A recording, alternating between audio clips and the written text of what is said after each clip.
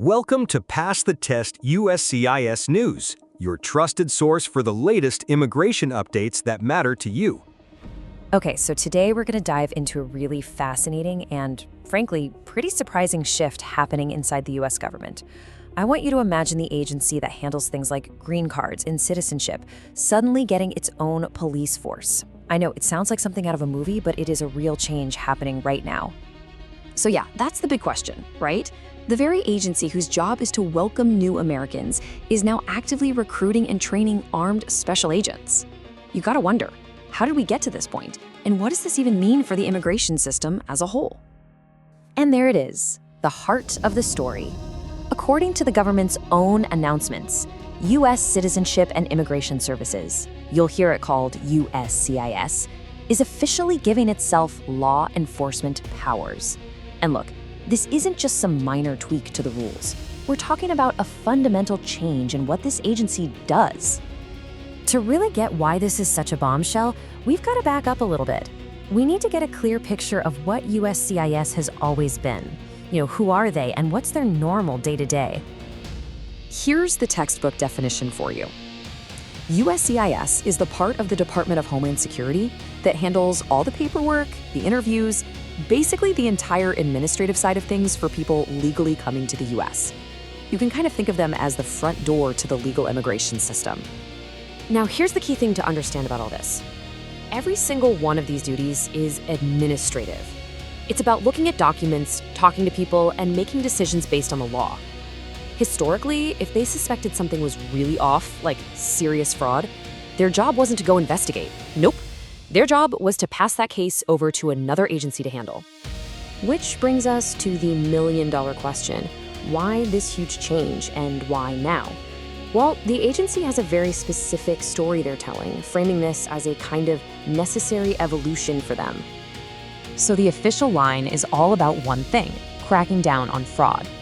The argument they're making is that instead of passing cases around between agencies, having their own investigators will just make the whole process way more direct and a lot more efficient. And you can really hear their thinking loud and clear in this quote from the USCIS director at the time, Joseph Edlow. I mean, he calls it a historic moment and a force multiplier. That's some serious language, right? It's all about enforcement, it's about accountability, and it's about beefing up the power of the Department of Homeland Security. And that logic just keeps building. The whole idea is that if they can investigate everything themselves from start to finish, it'll just speed everything up, from finding the fraud to prosecuting it, and ultimately to removal. They think it'll slice right through all that bureaucratic red tape. All right, so that's the why, at least according to them.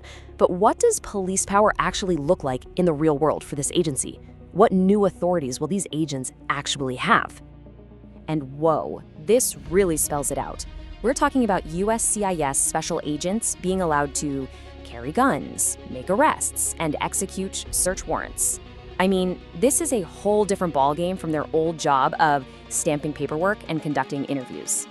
Now, to be clear, these powers aren't exactly brand new in the federal government. The FBI, the DEA, ICE, they've had this kind of authority for a long, long time. The real game changer here is giving these powers to this specific agency, USCIS, and creating this whole new class of officer, the 1811 Special Agent, right on their payroll. Okay, so let's pull back for a second and look at the big picture here. What happens when you take an agency that's mostly been about providing a service and you hand it law enforcement powers? What does that actually change about how everything works? This comparison really puts it in black and white, doesn't it? I mean, they're still processing applications, sure, but now you've got this huge enforcement piece bolted on. Before, if USCIS suspected fraud, they'd call ICE. Now, they can handle that case from the very first piece of paper all the way to putting someone in handcuffs.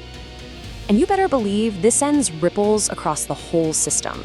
The idea is that by taking over these fraud cases, USCIS frees up other agencies like ICE to focus on bigger targets like transnational crime. So what you're really seeing is a shuffle, a strategic realignment that just adds one more law enforcement body inside the Department of Homeland Security. So when you boil it all down, what's the bottom line? It's a massive expansion of police power inside an agency that, for pretty much its entire existence, has been defined by customer service and process informs. And that leaves us all with this one huge question to think about.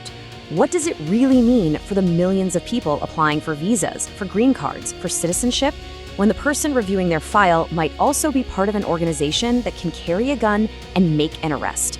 It's a fundamental shift, and honestly, we're just going to have to watch to see how it all plays out.